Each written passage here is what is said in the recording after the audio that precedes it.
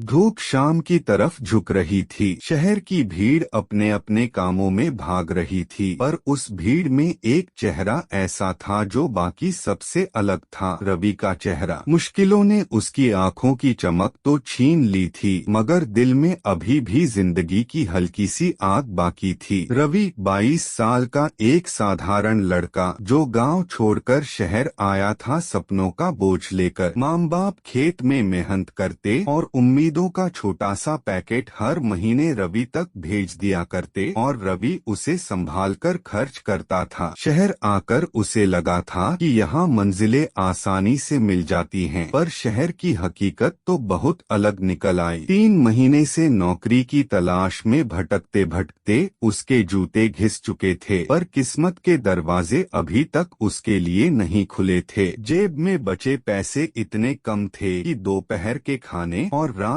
के खाने में से एक चुनना पड़ता था। कई बार वह सिर्फ पानी पीकर सो जाता ताकि पेट की आग बुझ जाए, लेकिन एक चीज थी जो उसे रोज उठने पर मजबूर करती, वह थी उसकी माँ की आवाज। रवि बेटा, हारना मत, तू तो हमारा शेर है न। उसी उम्मीद के भरोसे वह हर सुबह फिर से निकल पड़ता। एक दिन की बात है, रवि चौराहे पर बैठा था। धूप थोड़ी तेज थी और वह एक खोए हुए इंसान की तरह चारों तरफ देख रहा था। तभी उसकी नजर एक बुजुर्ग रिक्शा वाले पर पड़ी। वह बूढ़ा आदमी पसीने में लथपथ था, पर उसके चेहरे पर एक अजीब सी मुस्कान थी। वह मुस्कुरा मुस्कुरा कर हर यात्री से कहता, बिटिया बैठ जाओ, बाबूजी चलेंगे। रवि उससे प्रभावित हुआ। वह पास जाकर बोला, बाबा इतनी गर्मी में भी मुस्कुरा कैसे लेते हो? बूढ़ा हंस पड़ा, बेटा पेट की आग से जो बड़ा हो जाए उसे धूप जैसी चीज क्या जलाएगी? रवि को यह बात सीधा दिल में चुभी। उसने सोचा, सच कहा बाबा ने, मैं तो मुश्किलों से डरकर बैठ गया हूँ, पर यह बूढ़ा आदमी उम्र के इस पड़ाव पर भी लड़ रहा है। वह उठा और फिर से नौकरी ढूंढने निकल पड़ा। किस्मत का दरवाजा खुला, मगर अलग अंदाज में। शाम तक घूमने के बाद भी रवि को नौकरी नहीं मिली। थककर वह एक छोटा सा पार्क में बैठ गया। तभी कहीं पास में किसी बच्चे के रोने की आवाज आई। वह उठा और जाकर देखा, एक 6 से 7 साल का बच्चा फुटपाथ पर बैठा रो रहा था। रवि ने पूछा, क्या हुआ भाई, क्यों रो रहे हो? बच्चे ने आंसू पोंछते हुए कहा, मेरी माँ बीमार है, दवा लेनी है, पर मेरे पास पैसे नहीं हैं। रवि के पास खुद भी पैसे कम थे, मगर उसने बिना सोचे अपनी जेब से बचे हुए आखिरी 120 रुपए उस बच्चे को दे दिए। जा ले जा दवा, और डर मत, सब ठीक हो जाएगा। बच्चे ने उसे गले लगा लिया। रवि को उस दिन लगा, शायद आज मैंने अपने इंसान होने का कर्ज पूरा किया। लेकिन अब उसके पास रात का खाना खरीदने के लिए भी पैसे नहीं बचे थे। उम्मीद का चमत्कार। रात के करीब 9 बजे वह थकाहारा सड़क पर चल रहा था। तभी किसी ने पीछे से आवाज दी, रुको बेटा। वह मुड़ा, वही बच्चा था और उसके साथ उसकी माँ भी थी। माँ ने नम आँखों से कहा, बेटा तुम फरिश्ते हो, अगर तुम न होते तो पता नहीं क्या होता। मैं तुम्हें धन्यवाद भी कम दूंगी। रवि मुस्कुरा दिया, आंटी मैंने कुछ नहीं किया, बस जो सही लगा वो किया। तभी आंटी ने पूछा, तुम यहाँ इस वक्त क्या कर रहे हो? तुम बहुत परेशान लग रहे हो। रवि ने झिझकते हुए अपनी सारी कहानी सुना दी, नौकरी ना मिलना, पैसे खत्म हो जाना और संघर्ष। आंटी ने शौक में कहा, बेटा तुम वही हो न जिसे मेरी कंपनी में आज सुबह इंटरव्यू के लिए बुलाया गया था। रवि चौंक गया, कौन सी कंपनी? कुमार टेक्सटाइल्स। आंटी बोली, मैं वहीं की HR हेड हूँ। आज मैं हॉस्पिटल में थी, इसलिए इंटरव्यू मिस हो गया। तुम कल मेरे ऑफिस आ जाना, इंटरव्यू मैं ही लूंगी। रवि की आंखों में चमक लौट आई। उसने सोचा,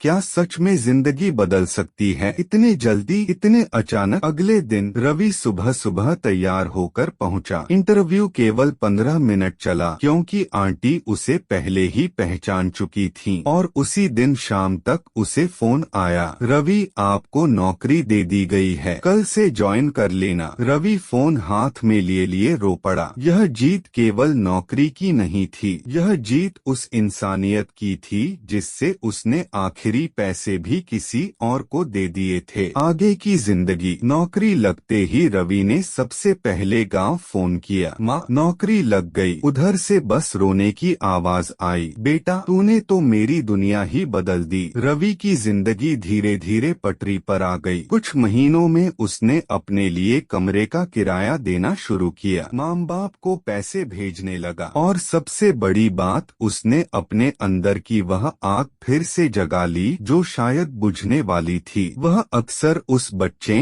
और उसकी माँ से मिलता रहा। उस बच्चे की पढ़ाई का खर्च भी उसने उठाया क्योंकि उसे अब समझ आ चुका था, कभी कभी जिंदगी तुम्हारा इम्तिहान नहीं लेती बल्कि तुम्हें किसी और का सहारा बनने का मौका देती है, और वही दिन तुम्हारी किस्मत बदल देता है। अगर आपको यह कहानी प्रेरणादायक लगे तो वीडियो को जरूर शेयर करें। हर कहानी में छुपा है एक सबक। जुड़िए कृष्णवेश AI के साथ।